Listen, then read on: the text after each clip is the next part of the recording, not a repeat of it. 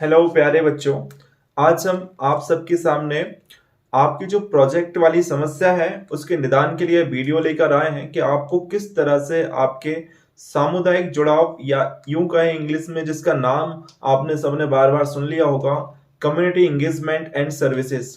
ये क्या है, इसमें प्रोजेक्ट कैसे करना है, किस तरह से आपको अपनी प्रोजेक्ट की फाइल बनाना है, किस तरह से आपको फाइनल रिपोर्ट बनाना है, उन सब को आपको नोट कर लेना है, ध्यान से सुन लेना है, समझ लेना है, ताकि आप अपना प्रोजेक्ट आराम से बना सकें बिना किसी झिझक के, बिना किसी टेंशन के, बिना किसी परेशानी के।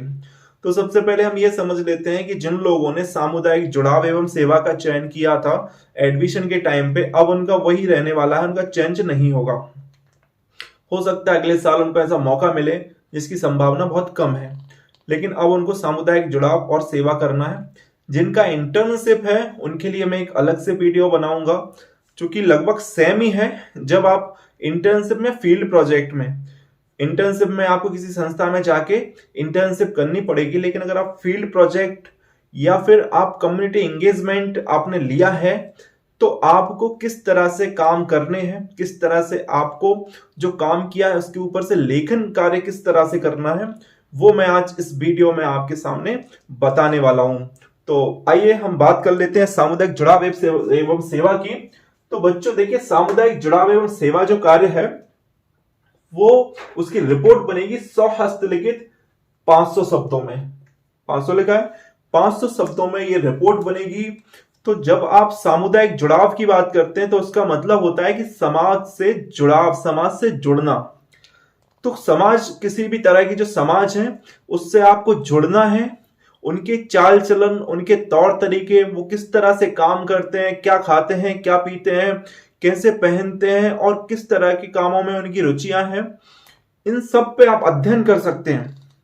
ठीक है, इन सब पे आप अध्ययन कर सकते हैं और उस अध्ययन का जो आपको निष्कर्ष निकलेगा उसको आप लिख सकते हैं, उसको लिपिबद्ध कर सकते हैं अपने हाथ से, यानी हस्तलिखित आपको ये चीज करनी है। तो इसमें कुछ बिंदु हैं, उनके आधार पर आपको अपनी प्रोजेक्ट रिपोर्ट तैयार करनी है। सामुदायिक जुड़ाव एवं सेवा में दो तरह की रिपोर्ट्स रहेंगी। पहली रिपोर्ट 500 शब्दों की रहेगी जो कि आपको 7 दिवस के अंदर देनी होती है। उस रिपोर्ट को बनाने के लिए आपको एक फाइल बनानी है। वो फाइल आपके प्रोजेक्ट जो 7 दिवसीय रहेगा, जिसमें 500 शब्दों में आप अपना अध्ययन कार्य, उसका अनुभव, किस तरह से आपने कार्य किया है, क्या क्या कार्य किया है, वो सब लिखना है। इसके लिए दो चीजें आपके लिए आवश्यक हैं। एक तो आपको मेन डायरी बनाना है, जिसको डेली डायरी कहते हैं। एक रजिस्टर आप ले सकते हैं, 20-25 रुपए का, 200-250 पेजेस का जो रजिस्टर रहेगा वो आप परचेस कर सकते हैं दुकान से। जब आप उसको परचेस कर लेंगे तो आपको डेली का रूटीन लिखना है। उसमें पहली बात तो आपको यह लिखना है कि आप किस विषय पर कार्य करने वाले हैं। ठीक है, दूसरा, आपने वहां जाकर उस विषय पर किस तरह से परिचर्चा की, उन लोगों से बीच में किस तरह से आपने बैठक की है, किस तरह से आपने उनसे उनके बारे में पूछा है, जाना है, समझा है, ये आपको अपनी डायरी में लिख लेना है। ठीक है, और फिर आपने जो आगामी योजना है वो क्या बनाई है ये लिख लेना है। मेनली आप जो जो काम करेंगे उस डायरी में आप लिखते रहेंगे। दूसरा, जो प्रोजेक्ट बनाएंगे वो 500 शब्दों में बनाएंगे। मेनली ये प्रोजेक्ट आपका कम से कम 3-4 पेज में 500 शब्दों में बन जाएगा। 3-4 पेजेस की इसलिए बात कर रहा हूं मैं क्योंकि जब आप प्रोजेक्ट बनाएंगे तो उसमें कुछ आप सारणी बनाएंगे, यानी टेबल बनाएंगे। साथ में आप फोटोज वगैरह का यूज भी कर सकते हैं। जहां जहां आप जिनसे मिलेंगे, जिनसे बात करेंगे और जो जो काम आप करेंगे उसके फोटो खींच सकते हैं। बहुत अच्छी बात, आप उसकी वीडियो बना सकते हैं।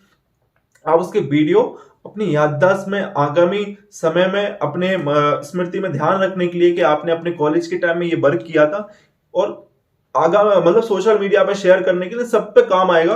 वो आपकी एक याददाश्त रहेगी, अच्छी कहना चाहिए कि अच्छी याददाश्त में रहेगा। तो इस तरह से आपको कार्य करने हैं। तो जो मैं बता रहा था कि आपको एक डायरी बनाना है, फिर एक फाइल तैयार करना है। अब आप किस तरह से प्रोजेक्ट लिखेंगे, तो देखिए, तो जब आप एक डायरी खरीदेंगे, सबसे पहले तो आपको 5 लोगों का समूह बनाना है। ठीक है, 5 लोगों का एक समूह बनेगा।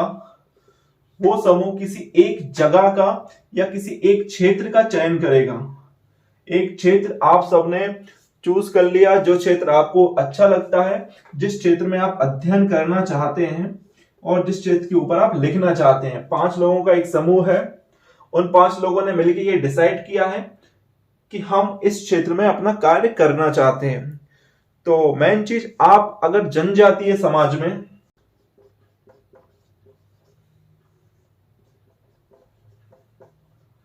समाज का अध्ययन, आपने एक क्षेत्र का चयन किया है जनजातीय समाज का अध्ययन। आप जनजातीय समाज में जाके उस पर्टिकुलर जनजाति को, जहां पर जो ट्राइबल क्षेत्र हैं, जिनको हम आदिवासी क्षेत्र बोलते हैं, अगर आप वहां पहुंच सकते हैं तो वहां उन जनजाति का अध्ययन कर सकते हैं। उनके रहन सहन, उनका पहनावा जो मैंने बताया था, आप उनसे बातचीत कर सकते हैं।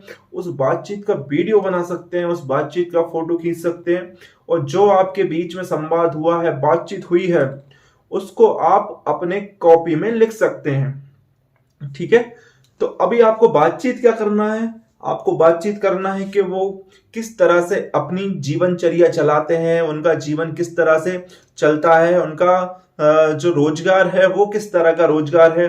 क्या वो कुछ अनोखा काम करते हैं, कुछ बनाने का, जैसे शिल्प कला का कार्य, कोई कारीगरी बहुत अच्छी कर लेते हैं, दरी चादर बनाने का, मतलब इस तरह के बहुत सारे कार्य जो वो करते हैं, जो उनकी परंपरागत रूप से कई पीढ़ियों से वो करते आ रहे हैं। ऐसी चीजों का आप उनसे पूछ सकते हैं और वो अपनी डायरी में लिख सकते हैं। ठीक है। तो उसका अध्ययन करना है। तो आप पहले हेडिंग में क्या लिखेंगे कि हमने जनजातीय समाज का अध्ययन किया, उनके जीवन का अध्ययन किया, जनजातीय समाज के जीवन का अध्ययन। ठीक है। यहां आप लिख सकते हैं जनजातीय समाज के जीवन का अध्ययन। अब आपको क्या करना है? अब आपको करना है कार्य का विवरण। अब जब वो कार्य का विवरण आप देंगे तो आप लिखेंगे कि हम इस क्षेत्र में जनजातीय समाज के जीवन का विवरण कर रहे हैं। हमने पाया कि यहाँ पर मूलतः सहरिया या भील, गौड़, जो भी जनजाति रहती है, वो जनजाति रहती है, बड़े साधारण तरीके से रहती है, जैसा आपको लगता है किस तरीके से वो रहते हैं, है ना। उनका पहनावा किस तरह का है, वहां पर शिक्षा का स्तर कैसा है, वहां पर स्वच्छता के प्रति क्या जागरूकता है, स्वस्थ रहने के प्रति उनका क्या है, वहां पर लोग बीमार हैं या स्वस्थ हैं या बलिष्ठ हैं या कमजोर लोग हैं, इस चीज का आपको वहां अध्ययन करना है, सर्वे करना है। ठीक है। तो वो आप दूसरा जो पॉइंट है, पहला पॉइंट आपने लिखा है, पहला पॉइंट आप लिखते हैं प्रारंभिक परिचय। ठीक है। परिचय आप लिखेंगे, सबसे पहला जो अपना वो बनाएंगे थीसिस, तो वहां पर आप लिखेंगे परिचय। ठीक है। पहला परिचय आपका हो जाएगा। जब आप दूसरा पॉइंट लिखेंगे तो दूसरा पॉइंट में आप लिखेंगे अध्ययन, कि आपने उस पर क्या अध्ययन किया। ठीक है। अध्ययन, अध्ययन में आपने, जो मैं बता रहा हूं, जो आपने अध्ययन किया है, उस अध्ययन के बारे में आप अपनी प्रोजेक्ट फाइल में लिखेंगे। अब इसके अंतर्गत आप सर्वे कर सकते हैं। सर्वे किसको कहते हैं? कि आंकड़े आपको इकट्ठा करने हैं कि वहां पर कितने लोग ऐसे हैं जिनकी दिनचर्या, मतलब उनका जो गुजर बसर है वो बड़ी मुश्किल से हो पा रहा है। ऐसे कितने लोग हैं जो कि शिक्षा के प्रति जागरूक हैं, वो शिक्षा के महत्व को समझते हैं या शिक्षित हैं। इस तरह के लोगों का आप सर्वे कर सकते हैं। उनके खान पान का सर्वे कर सकते हैं। उनका, जो मैंने बताया कि उनकी किसी स्पेसिफिक किसी चीज में रुचि है या फिर उनको उस चीज का नॉलेज है, तो वो अपने कमाई का जरिया जो उनका है, वो किस कारीगरी से या किसी तरह की चीजें बना के वो अपना व्यवसाय करते हैं। लकड़ियां बेच के, अगर आप लिख सकते हो कि वो उस तरह की लकड़ियां बेचते हैं, उनका सुबह की दिनचर्या ये है ना। सुबह उठ के वो लकड़ियां बीनते हैं या फिर इकट्ठा करते हैं और वो मार्केट में बेचते हैं, शहरों में जाते हैं। ये सब लिखना है, लेकिन सबको अलग अलग लिखना है। यानी 5 जो ग्रुप रहेंगे, यानी कि एक समूह में 5 लोग रहेंगे, उनको सबको अलग अलग लिखना है, लेकिन साथ में करना है। ठीक है। आपको मैंने सर्वे बता दिया, सर्वे में आंकड़े हो सकते हैं, आंकड़े रोजगार के आंकड़े हो सकते हैं, शिक्षा के आंकड़े हो सकते हैं, स्वास्थ्य के आंकड़े हो सकते हैं, पर्यावरण के प्रति उनका क्या मतलब इंटेंशन है, क्या रवैया है उनका, क्या सोच रखते हैं वो पर्यावरण के प्रति, ये हो सकता है। ठीक है। कौशल जो मैंने आपने बात की कि किस तरह का कौशल उनका है, किस तरह से वो सोचते हैं, या फिर किस तरह कौन से काम में उनकी बहुत अच्छी रुचि है जो वो कर सकते हैं, तो उनका कौशल लिख सकते हैं। तो जैसे मैंने बताया कि आप सर्वे लिखेंगे, सर्वे में पूरी टेबल आ जाएगी। ठीक है, सारणी बना लेंगे, है ना। आपने सारणी बना ली और वो सारणी इस तरह से रहेगी कि जैसे 5 साल तक के बच्चों का, 5 वर्ष तक के बच्चे कितने लोग हैं पढ़े लिखे हैं, शिक्षित, आपने लिख लिया शिक्षित, है ना, आपने लिख लिया शिक्षित, या आपने लिख लिया 5वीं पास, 10वीं पास, 12वीं पास, जो मैंने बताया था वो सब लिख सकते हैं। 10 साल तक के बच्चे लिख सकते हैं, 15 साल तक के, 20 साल तक के, ऐसे कितने बच्चे हैं जो कॉलेज की पढ़ाई छोड़ चुके हैं, कॉलेज गए भी हैं। ठीक है, इन सब का अध्ययन आप कर सकते हैं। मैं स्पेसिफिक एक फील्ड बता रहा हूं, ऐसा नहीं कि सिर्फ आपको जनजातीय समाज पे ही अध्ययन करना है। आप किसी गरीब बस्ती में जाके, किसी संपन्न बस्ती में जाके भी अध्ययन कर सकते हैं, उन वहां के समाज से जुड़ सकते हैं, समाज के लोगों से बातचीत कर सकते हैं, उस समाज का अध्ययन कर सकते हैं कि वहां के समाज किस तरह से रहते हैं। किसी समृद्ध क्षेत्र में जहां पर अच्छे लोग रहते हैं, उस समाज का भी आप अध्ययन कर सकते हैं, उनके रोजगार के बारे में आप जान सकते हैं, किस तरह का रोजगार करते हैं, गल्ले का करते हैं, किराने का करते हैं, व्यवसाय करते हैं, खेती करते हैं। किसानों से आप मिल सकते हैं, किसानों वो किसान किस तरह से काम कर रहे हैं, वो कौन कौन सी फसल लगा रहे हैं, उस फसल में उनको कितनी लागत आती है, कितना प्रॉफिट वो प्राप्त करते हैं। बच्चों, क्षेत्र की कमी नहीं है, आप बहुत सारे क्षेत्रों में ये अध्ययन कर सकते हैं। ये अध्ययन आपको खुद करना है और आपको इससे जुड़ने का मौका मिलेगा, सीखने का मौका मिलेगा। ठीक है, और किस तरह के प्रपत्र आपको दिए जाएंगे वो भी मैं आपको बताऊंगा। देखिए, आपने ये 2-3 चीजें कर ली। पहला, आपने परिचय देख लिया, अध्ययन कर लिया, उस पर सर्वे कर लिया। फिर आप करेंगे उसमें प्रायोगिक कार्य का विवरण, जो आपने करके देखा है ना प्रायोगिक कार्य, कि आपने फिर क्या किया, इनपुट क्या हुआ उसका। ठीक है, आपने जो देखा उसका फिर आप आउटपुट देंगे, कुछ प्रयोग करके देखेंगे, उनसे बातचीत करेंगे। जैसे अगर आप किसानों से बात करते हैं तो आपको कुछ जानकारी आपको होना चाहिए, अध्ययन आपका भी होना चाहिए। जब आप इनसे कुछ बात करने जा रहे हैं तो आपको उनको कुछ बताना भी है, उनको बताना है कि वो जिस तरह से यूरिया का, रासायनिक खाद का उपयोग करते हैं वो फसल के लिए नुकसानदायक है। ठीक है, उनसे कहें कि आप ज्यादा नहीं, छोटे से क्षेत्र में एक जैविक खेती करके देखें। जैविक खेती जो जैविक खाद से होती है, जिसमें रासायनिक बीजों का, जो रासायनिक पदार्थ है उनका उपयोग नहीं होता है, केमिकल्स का उपयोग नहीं होता है, तो उसकी जानकारी दे सकते हैं आप। तो आपको खुद पहले उसका जानकारी होना चाहिए, तब आप उनको जानकारी दे पाएंगे, उनको बताएंगे किस तरह से ये की जाती है। ठीक है, अगला संबंधित कार्यस्थल। कार्यस्थल आपका पॉइंट हो गया नंबर 4। कार्यस्थल में आपको लिखना है जहां पर आप कार्य कर रहे हैं, जिस क्षेत्र में आप कार्य कर रहे हैं, जिस गांव में, जिस तहसील में, जिस कस्बे में जाके आप काम कर रहे हैं, उसका नाम लिखना है, पूरा एड्रेस सहित। ठीक है, उद्देश्य क्या था आपका, तो आपका उद्देश्य था समाज में जागरूकता पैदा करना। जिस विषय पर काम कर रहे हैं आप, अगर कृषि से संबंध जागरूकता पैदा कर रहे हैं तो कृषि में किस तरह से जागरूक हों लोग, यह आपका उद्देश्य है। अगर शिक्षा के प्रति कर रहे हैं, स्वास्थ्य के प्रति कर रहे हैं, सेवा के प्रति कर रहे हैं, लोगों में आप खुद सेवा कर रहे हैं और दूसरों में सेवा करने की भावना अगर आत्मसात हो रही है, पनप रही है, तो वो आप कर सकते हैं।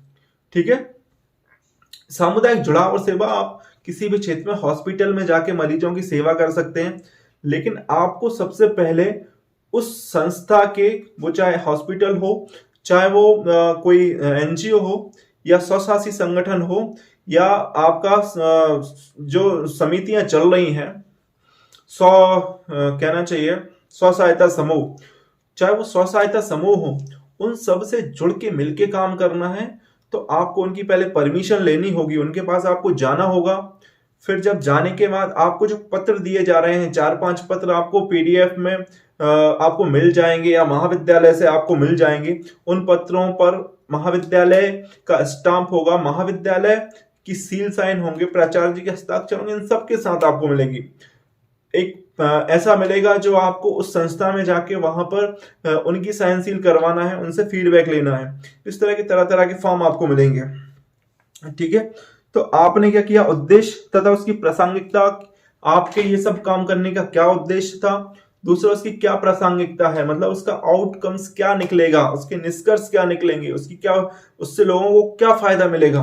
आप जो कुछ भी कर रहे हैं उसमें ये चीज भी देखना है कि आपने जो कुछ किया, ऐसा नहीं कि सिर्फ प्रोजेक्ट बनाने के लिए किया, उसके आउटकम्स क्या निकल रहे हैं, उसके फायदा क्या निकल रहे हैं, समाज में उसका क्या असर हो रहा है, क्या कोई सकारात्मक असर दे पाए हैं आप। तो ये सारी चीजें हैं, और ये जुड़ने का काम आपको हमेशा काम आएगा, आपके याद में रहेगा। इसके बाद जो है विशिष्ट प्रकार से एक अध्ययन करके आपको 500 शब्दों में लिख देना है।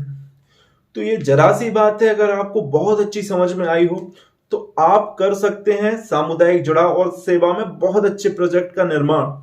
उसमें आप फोटोज लगा सकते हैं जो मैंने बताया, उसकी जगह जगह आप जैसे 5-5 समूह में हैं तो अपने ग्रुप्स में वीडियो बना सकते हैं, और उन वीडियोस को अपने ग्रुप में, जो 5-5 लोगों का ग्रुप है, उनमें उस वीडियो को डाल के रख सकते हैं, सेव कर सकते हैं। साथ में वो वीडियो हमें भी भेज सकते हैं, हम अपने चैनल के माध्यम से उनको प्रदर्शित करेंगे, ताकि लोग देखें, समझें कि छात्र वाकई में राष्ट्रीय शिक्षा नीति से जुड़कर जो सामुदायिक जुड़ाव और सेवा है, या सेवा क्षेत्र है, या इंटर्नशिप है, उसमें किस तरह से कार्य कर रहे हैं और कितनी रुचि से काम कर रहे हैं। ठीक है, और किसी जानकारी के लिए आप वैसे मैंने पूरी जानकारी दे दी है। आप सबको ये वीडियो पसंद आया होगा, उम्मीद करता हूं कि आप सबको ये वीडियो पसंद आया होगा। आप सबको इस वीडियो से बहुत सारी जानकारी मिल जाएगी। मैं आपको बार बार बता चुका हूं कि प्रत्येक व्यक्ति को अपना अलग अलग बनाना है, इंटर्नशिप बनाना है, अलग अलग प्रोजेक्ट तैयार करना है, एक फाइल में तैयार करना है, जिसमें आपका नाम, आपकी कक्षा, आपका ग्रुप क्या है कॉलेज में, आपका बैच कोड कितना है, और ग्रुप का नंबर भी लिखना है, क्योंकि 5-5 लोगों का ग्रुप बनेगा, 6-6 लोगों का ग्रुप बनेगा, तो उस ग्रुप में भी आपको डिवाइड करना है कि आप किस ग्रुप में हैं। फिर आपको अपना जो मैंने पूरे पॉइंट्स बताए, इनके आधार पर अपनी प्रोजेक्ट फाइल तैयार करना है, और बहुत जल्दी से जल्दी करना है, यानी 7 दिवस के अंदर आपको ये तैयार करके अपने महाविद्यालय में जमा करना है। तो देखते रहिए हमारे वीडियोस, ताकि आपको आपकी इंफॉर्मेटिव वीडियो मिल सके, इंफॉर्मेशन आपको मिल सके, आपको जानकारियां मिल सके। जय हिंद, जय भारत।